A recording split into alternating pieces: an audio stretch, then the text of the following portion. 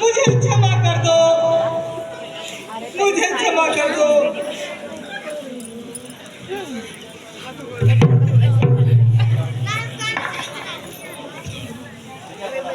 हे पुत्र भरत, अब विलंब मत करो, से अब शीघ्र ले चलो, शिकार होगा।